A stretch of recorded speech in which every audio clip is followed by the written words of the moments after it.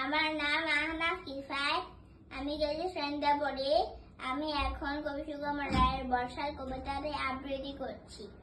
কাগজ কলম লয়ে বসিয়াছি সদ্য, আষাঢ়ে লিখিতে হবে বর্ষার পদ্য। কি যে লিখি ভাবিয়া না পারি রে, হতাশে বসিয়া তাই চেয়ে থাকি বাইরে। সারাদিন ঘন ঘটা কালো মেঘ আকাশে, ভিজে ভিজে পৃথিবীর মুখখানা ফ্যাকাশে।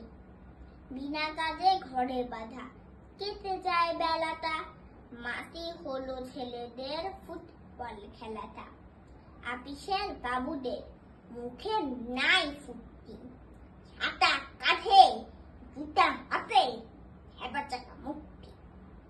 কোনোখানে হাঁটু জল, কোথা ঘন কর্দম, চলিতে পিছল পথে পরে লোকে হরদম।